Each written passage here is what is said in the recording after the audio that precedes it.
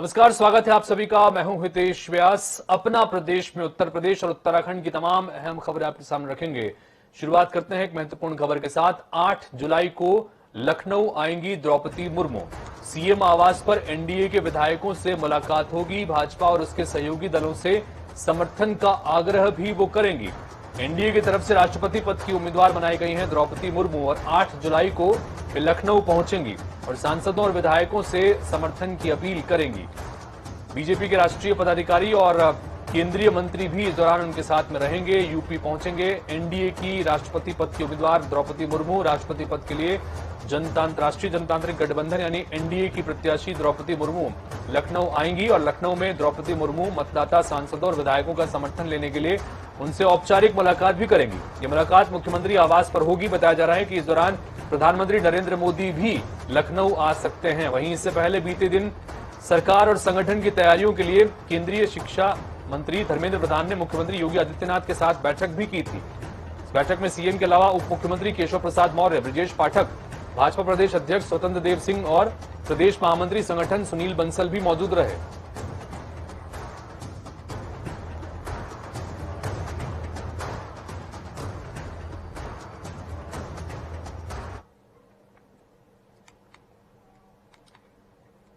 योगी सरकार ने प्रदेश में सूक्ष्म, छोटे और मध्यम उद्योग लगाने वालों को प्रेरित करने के लिए बड़ा कदम उठाया है। प्रदेश सरकार ने 1,90,000 लाभार्थियों के बीच में 16,000 करोड़ रुपए का कर्ज वितरित किया। लखनऊ में सीएम योगी आदित्यनाथ ने लोक भवन में कुछ लाभार्थियों को लोन का चेक सौंपा है। एमएसएमई योजना के तहत प्रधानमंत्री मुद्रा योजना, मुख्यमंत्री युवा स्वरोजगार योजना, ओडीओपी वित्त पोषण योजना के लाभार्थियों को इसका लाभ मिला है। आपको बता दें कि उत्तर प्रदेश सरकार की साल 2022-23 में करीब 2.5 लाख करोड़ का कर्ज देने की योजना है। सीएम योगी ने कहा कि प्रधानमंत्री नरेंद्र मोदी की प्रेरणा से प्रदेश के एमएसएमई सेक्टर को मजबूती देने के लिए सरकार ने बजट में भी बढ़ोतरी की है। उन्होंने कहा कि देश के हर राज्य में एमएसएमई सेक्टर का विस्तार करने पर बल दिया जा रहा है, जिससे कि बड़ी संख्या में लोग अपना बिजनेस शुरू करने के साथ ही लोगों को रोजगार दे सकेंगे। स्थानीय स्तर पर वह किस रूप में कार्य करेगी, उससे जुड़े हुए और उसके संचालकों के साथ अभी संवाद के कार्यक्रम को आपने देखा होगा। यही अंतर है। 2017 के पहले ये क्षेत्र पूरी तरह उपेक्षित था, मृतप्राय सा हो गया था। लोगों में हताशा थी, निराशा थी। और 2017 में जब प्रदेश में नई सरकार का गठन हुआ तो उस समय हम लोगों के सामने यह भी एक केंद्र सरकार के द्वारा बार बार विभिन्न प्रकार की योजनाओं की घोषणा के बावजूद तत्कालीन जो सरकारें थी उससे पहले की, वे उन योजनाओं में रुचि नहीं ले रही थी। नमामि गंगे परियोजना को प्रभावी ढंग से लागू करने में कोई रुचि नहीं थी उनकी। प्रदेश के अंदर लुप्त प्राय हो रही नदियों को संरक्षित किया जाए, इसके बारे में भी कोई कार्यक्रम नहीं था। और 2017 में आने के बाद जब इच्छा शक्ति बलवती हुई और राज्य सरकार ने इस पर कार्य प्रारंभ किया, तो न केवल एग्रीकल्चर के क्षेत्र में हम लोगों ने उन अनंत संभावनाओं को आगे बढ़ाया, बल्कि परंपरागत उद्यम को प्रोत्साहित करने के लिए 2018 में जब 24 जनवरी 2018 को हम लोगों ने प्रदेश की राजधानी लखनऊ में एक जनपद एक उत्पाद की योजना प्रारंभ की, तो बहुत सारे लोगों को लगता था ये सब क्या कर रहे हैं। और मैं तब भी इस बात को मानता था कि एक जनपद एक उत्पाद की योजना हमारे परंपरागत उद्यमियों के साथ साथ उत्तर प्रदेश को एक्सपोर्ट का एक हब बना। आगे बढ़ते हैं खबर लखनऊ से, जहां पर बहुजन समाज पार्टी की अध्यक्ष मायावती ने पार्टी के पदाधिकारियों के साथ बैठक की है। इस बैठक में मायावती ने हाल ही में हुए आजमगढ़ और रामपुर लोकसभा सीट के उपचुनाव परिणाम को पार्टी के लिए उत्साहजनक बताते हुए पदाधिकारियों से संगठन को जमीनी स्तर पर और अधिक मजबूत बनाने के निर्देश दिए। मायावती ने प्रदेश के सभी 18 मंडलों के बसपा के पदाधिकारियों से कहा कि पार्टी के संगठन को जमीनी स्तर पर मजबूत बनाने और जनाधार के विस्तार के काम में और तेजी लाने से आगे बढ़ना होगा। और इस वक्त आपको महाराष्ट्र के राजभवन लिए चल रहे हैं, जहां पर इस वक्त एकनाथ शिंदे मुख्यमंत्री पद की शपथ ले रहे हैं। आणि संविधान व कायदा यानुसार सर्व तऱ्हेच्या लोकांना मी निर्भयपणे व निस्पृहपणे तसेच कोणत्याही विषयी ममत्वभाव किंवा आकस न बाळगता न्याय्य वागणूक देईन।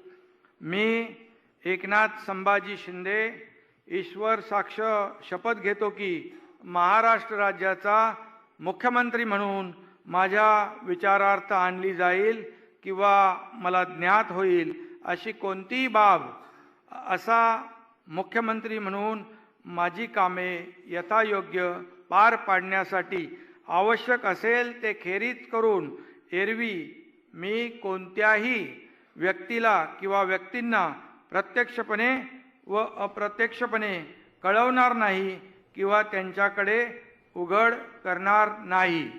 धन्यवाद। जय हिंद, जय महाराष्ट्र। एकनाथ शिंदे महाराष्ट्र के नए मुख्यमंत्री बन गए हैं। राजभवन की तस्वीरें आप देख रहे हैं जहां पर पद और गोपनीयता की शपथ राज्यपाल भगत सिंह कोश्यारी द्वारा दिलाई गई है। एकनाथ शिंदे अब महाराष्ट्र के नए मुख्यमंत्री होंगे। इससे पहले आज एक प्रेस कॉन्फ्रेंस हुई जहां पर भारतीय जनता पार्टी ने एक बड़ा राजनीतिक कदम चलते हुए एकनाथ शिंदे को मुख्यमंत्री बनाने का फैसला किया। क्योंकि कल जब उद्धव ठाकरे ने मुख्यमंत्री पद से इस्तीफा दिया था उसके बाद माना जा रहा था कि देवेंद्र फडणवीस मुख्यमंत्री बनेंगे, और लेकिन उसके बाद एक बड़ा फैसला लेते हुए भारतीय जनता पार्टी ने यह फैसला लिया है और एकनाथ शिंदे ने मुख्यमंत्री पद की शपथ, महाराष्ट्र के नए मुख्यमंत्री के पद की शपथ ले ली है।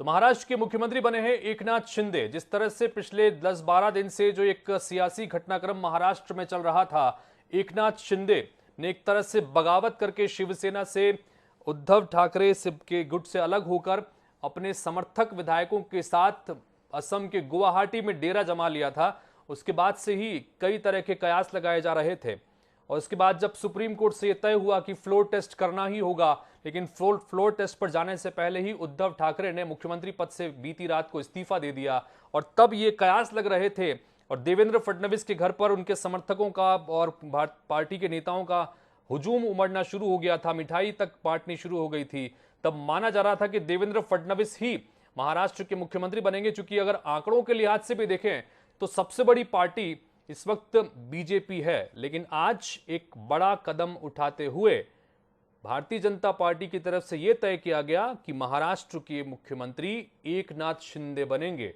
जिन्होंने एक तरह से बगावत की, अपने साथ विधायकों के गुट को लेकर करीब 7 से 8 दिन तक लगातार गुवाहाटी में बने रहे।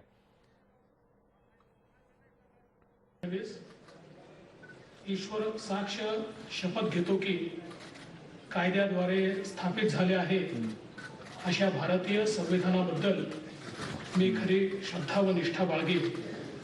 मी भारताची सार्वभौमता व एकात्मता उन्नत राखीन।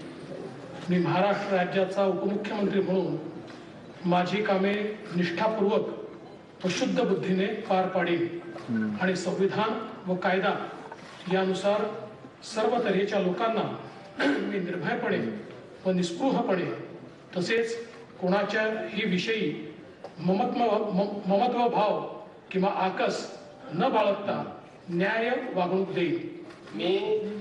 मी देवेंद्र गंगाधरराव फडणवीस ईश्वर साक्ष शपथ घेतो की महाराष्ट्र राज्याचा उपमुख्यमंत्री म्हणून माझ्या विचारार्थ आणली जाईल किंवा मला ज्ञात असेल होईल अशी कोणतीही बाब असा उपमुख्यमंत्री म्हणून माझ्या विचारार्थ आणली जाईल किंवा मला ज्ञात असेल होईल अशी कोणतीही बाब असा उपमुख्यमंत्री म्हणून मी माझे कामे यथायोग्य पार पाडण्यासाठी आवश्यक असेल ते खेरीज करून एरवी मी कोणत्याही व्यक्तीला किंवा व्यक्तींना प्रत्यक्षपणे व अप्रत्यक्षपणे कळवणार नाही किंवा त्यांच्याकडे उघड करणार नाही।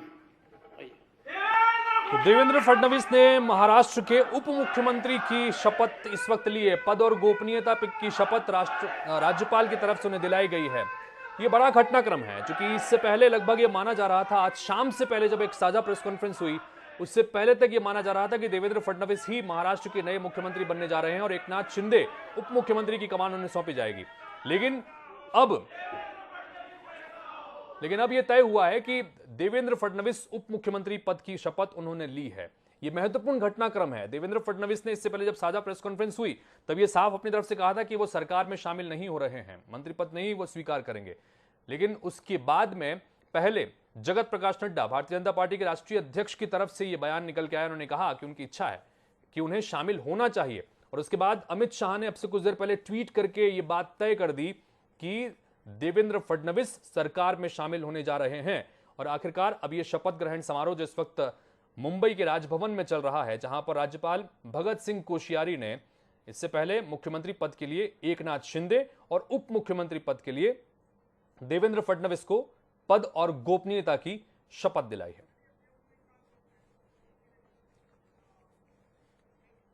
आगे बढ़ते हैं और बात देवभूमि की, उत्तराखंड की, जहां पुष्कर सिंह धामी सरकार को 100 दिन पूरे हो गए हैं। 100 दिन के कार्यकाल में धामी सरकार ने कई अहम फैसले लिए, जिसमें यूनिफॉर्म सिविल कोड और पेंशनर्स की पेंशन में बढ़ोतरी जैसे कई फैसले भी शामिल हैं। इन 100 दिनों में प्रदेश सरकार ने न सिर्फ पुरानी योजनाओं को बदस्तूर बढ़ावा दिया, बल्कि कई अहम योजनाओं की भी शुरुआत की गई। ये रिपोर्ट देखिए। मैं पुष्कर सिंह धामी ईश्वर की शपथ लेता हूं कि मैं विधि द्वारा स्थापित भारत के संविधान के प्रति सच्ची श्रद्धा और निष्ठा रखूंगा। कहते हैं कि पूत के पांव पालने में ही दिख जाते हैं। इसी तर्ज पर किसी भी सरकार के शुरुआती कामकाज का आकलन उस सरकार के भविष्य की ओर संकेत होता है।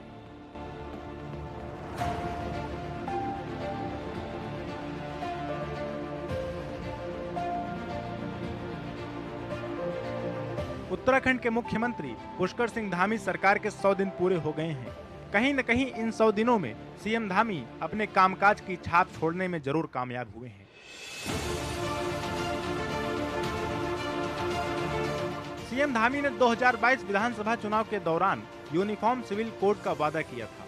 इस दिशा में उन्होंने सरकार के दूसरे कार्यकाल के 100 दिन के अंदर ही यूनिफॉर्म सिविल कोड के लिए ड्राफ्टिंग कमेटी का गठन कर दिया। इस कमेटी में कुल 5 सदस्य बनाए गए हैं। कमेटी के रिपोर्ट के आधार पर ही धामी सरकार राज्य में यूनिफॉर्म सिविल कोड लागू करने के लिए आगे बढ़ रही है। वहीं प्रदेश सरकार ने 100 दिन के नए कार्यकाल में युवाओं को नौकरी देने की दिशा में भी काम करते हुए कई विभागों में वैकेंसी निकाली। साथ ही 1 साल में गरीबों को 3 मुफ्त गैस सिलेंडर देने की घोषणा भी की। हाल ही में धामी सरकार ने वर्ष 2022-23 का बेहद संतुलित बजट पेश किया। बजट में युवाओं, महिलाओं, व्यापारियों के अलावा पर्यटन और तीर्थाटन पर सरकार का फोकस रहा। धामी सरकार को इन 100 दिनों में कई चुनौतियों का सामना भी करना पड़ा। पहली चुनौती 4 धाम यात्रा को सुचारू ढंग से संचालित करने की रही, जहां की यात्रियों की मौत का आंकड़ा लगातार बढ़ता ही जा रहा है। वहीं आर्थिक मोर्चे पर धामी सरकार के सामने संसाधन बढ़ाने, राजकोषीय घाटा कम करने, नॉन प्लान के बजट को कम करके प्लान के बजट को बढ़ाने की चुनौती है। इसके साथ ही राज्य पर बढ़ रहे कर्जों के बोझ से निपटने की बड़ी जिम्मेदारी भी उनके कंधे पर है। मुख्यमंत्री पुष्कर सिंह धामी ने 23 मार्च को सीएम पद की शपथ ली थी। उन्होंने सरकार के गठन के बाद ही ये स्पष्ट कर दिया था कि 100 दिन के कार्यकाल का रिपोर्ट कार्ड सरकार की जनता के बीच रखेंगे। मुख्य रूप से 100 दिन के कार्यकाल के दौरान मुख्यमंत्री ने न सिर्फ कई बड़ी योजनाएं शुरू की हैं, बल्कि तमाम ऐसे बड़े फैसले भी लिए हैं जिसका जनता को सीधे फायदा पहुंचा है। लोगों के विचार लेकर सबके विचारों के आधार पर कमेटी एक ड्राफ्ट बनाएगी और सर्वसम्मति से जो ड्राफ्ट बनकर तैयार होगा, उत्तराखंड की सरकार उसको उत्तराखंड के अंदर लागू करेगी। उस दिशा में हम आगे बढ़ेंगे। तो भाइयों बहनों, हमने चुनाव से पहले कहा कि उत्तराखंड देवभूमि है। उत्तराखंड के अंदर प्रत्येक परिवार से कोई न कोई सेना में रहता है। कोई न कोई सेना में, किसी का बेटा सेना में है, किसी की बेटी सेना में है, कोई किसी के चाचा हैं, किसी के ताऊ हैं, मामा है, भांजा है, कोई सैनिक सेना में है, कोई अर्धसैनिक बलों में। 2 अंतर्राष्ट्रीय सीमाएं हमारे राज्य से लगी हुई हैं। मुख्यमंत्री पुष्कर सिंह धामी के दूसरे कार्यकाल का 100 दिन का वक्त पूरा हो चुका है, जिसको लेकर जनता भी काफी उत्साहित नजर आ रही है। यही वजह है कि चंपावत विधानसभा सीट पर हुए उपचुनाव में सीएम धामी भारी बहुमत के साथ चुनाव जीतकर आए हैं। और इन 100 दिनों में जो हमने संकल्प पत्र जनता के बीच में लेके गए थे, उस संकल्प पत्र को अपनी गीता मानते हुए उसका अंततः पालन के लिए सभी विभागों को निर्देश देने के बाद उन पर कार्रवाई की जा रही है, ताकि जो हमारे संकल्प थे जनता के साथ चुनाव में उनको पूरा कर सकें। इसे 100 दिन में देखिए सिविल कोड का ड्राफ्ट बनाने की कमेटी हमारी सरकार ने बनाया। भ्रष्टाचार खत्म करने के लिए, जो इस प्रदेश का के लिए बहुत बड़ा एक अभिशाप बन चुका था, हमारी सरकार ने भ्रष्टाचार समाप्त करने के लिए बड़े बड़े काम किए। इसमें नंबर भी आम जनता तक पहुंचाने का काम किया कि इस नंबर पर कोई शिकायत हमको बताइए, और अधिकारियों ने या किसी ने भी अगर जो भ्रष्टाचार करने की कोशिश की तो प्रमाण आपके सामने है, जो आज तक किसी गवर्नमेंट ने नहीं किया। हमारी सरकार ने ईमानदारी से जो लोग भ्रष्टाचार में शामिल हैं उनको जेल में भी पहुंचाने का काम किया। माननीय मुख्यमंत्री श्री पुष्कर सिंह धामी जी के नेतृत्व में प्रदेश सरकार के 100 दिन अपने आप में ऐतिहासिक उपलब्धियों के दिन हैं। इनमें जो हमने जनता के साथ वादे किए थे उनको एक के बाद एक करके पूरा किया जा रहा है। सभी क्षेत्रों में काम आगे तेजी से बढ़ रहा है। धामी सरकार के 100 दिन के कार्यकाल में जहां सरकार ने कई योजनाओं को लॉन्च कर वाहवाही लूटी, वहीं 4 धाम यात्रा की व्यवस्थाओं को नियंत्रण कर खूब तारीफें भी बटोरी। अब आगे देखना यह होगा कि धामी सरकार के आगे के कार्यकाल में क्या और कैसी योजनाएं आती हैं। ब्यूरो रिपोर्ट, जनता टीवी। आगे बढ़ते हैं और देखते हैं 5 मिनट में प्रदेश की 25 महत्वपूर्ण खबरें। फर्रुखाबाद में बीते 2 दिन पूर्व हुई निर्मम हत्या का पुलिस ने खुलासा कर दिया है। अभियुक्त ने गला रेत कर की हत्या। लखनऊ के तहसीनगंज क्षेत्र में mid life charitable blood bank पर छापेमारी, गलत तरीके से ब्लड सप्लाई करने का आरोप। औरैया में यमुना किनारे बसे कई गांवों को लेकर पहले से ही प्रशासन हुई अलर्ट। बाढ़ आने पर पूरा गांव बना टापू, जिससे पूरे गांव के लोगों को गांव छोड़कर सुरक्षित स्थान पर जाना पड़ा।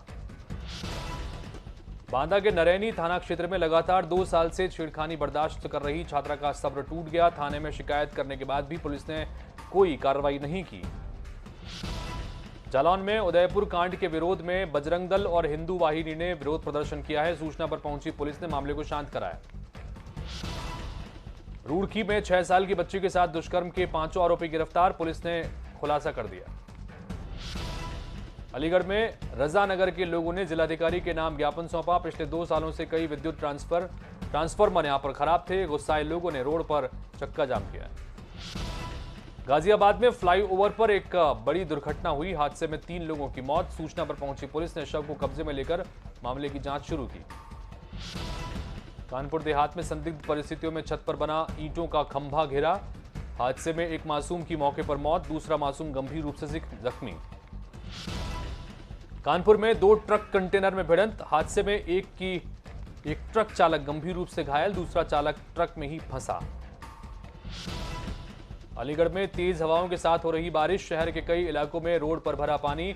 बारिश ने नगर निगम के दावों की खोली पोल। उत्तराखंड में मानसून ने दस्तक दे दी है। मानसून आने से पहले ही प्रशासन की तैयारियां पूरी हुई हैं। राजधानी के कई इलाकों में जलभराव की स्थितियां हैं। लखीमपुर खीरी में बारिश से खिले किसानों के चेहरे, सूख रही फसलों को मिला जीवन। बंद पड़ी नालियों की वजह से गांव के रास्ते हुए तालाब में तब्दील। फतेहपुर में पहली बारिश ने खोली गांव के विकास की पोल। गांव में जलभराव से घरों के भीतर घुसा पानी। लगभग आधा दर्जन घरों में घुसा पानी और मचा हड़कंप। बागेश्वर में शराब की ओवर रेटिंग पर प्रशासन सख्त। छापेमारी के दौरान पुलिस ने 2 युवकों को भारी मात्रा में शराब के साथ किया गिरफ्तार। लखनऊ में 200 करोड़ से अधिक की जीएसटी चोरी का खुलासा। साइबर क्राइम टीम ने फ्रॉड के मास्टरमाइंड संजय यादव को किया गिरफ्तार। हरिद्वार में जूना अखाड़ा के महंत महाकाल गिरी पर जानलेवा हमला, दोनों बदमाशों को पुलिस ने किया गिरफ्तार। अलीगढ़ में 2 बाइकों के आमने सामने की भिड़ंत, हादसे में 2 लोग गंभीर रूप से घायल। सूचना पर पहुंची पुलिस, मामले में घायलों को अस्पताल में कराया गया भर्ती। ललितपुर में जमीन की पैमाइश के दौरान एक महिला का पुलिस और राजस्व विभाग की टीम के साथ हाई वोल्टेज ड्रामा देखने को मिला। महिला ने फांसी लगाने की कोशिश भी की। उदयपुर की घटना को लेकर बरेली में भी विरोध प्रदर्शन हुआ है। विश्व हिंदू परिषद ने विरोध प्रदर्शन किया है। हत्यारों को फांसी देने की मांग यहां पर लोगों ने की है। ललितपुर में उदयपुर की घटना को लेकर हिंदुवादी संगठनों में भारी रोष है। विश्व हिंदू परिषद, बजरंग दल और आदि संगठनों ने विरोध प्रदर्शन किया है। अलीगढ़ में युवती के छेड़खानी का विरोध करने पर दबंगों ने युवती के परिवार वालों को जमकर पीटा है। सूचना पर पहुंची पुलिस मामले की जांच कर रही है। बदायूं में अवैध बंदूक के साथ युवक का फोटो सोशल मीडिया पर वायरल हुआ है। फोटो वायरल होते ही मामले की जांच में पुलिस जुटी है। गोरखपुर में एडीजी की शानदार पहल, त्रिनेत्र योजना के तहत चौक चौराहे को लेकर गोद लेकर यहां पर सीसीटीवी कैमरा लगवाने की पहल की जा रही है। रुद्रप्रयाग में 5 दिन तक कुछ स्थानों पर भारी बारिश के आसार हैं। कुछ स्थानों पर हल्की और मध्यम बारिश का अलर्ट जारी किया गया है।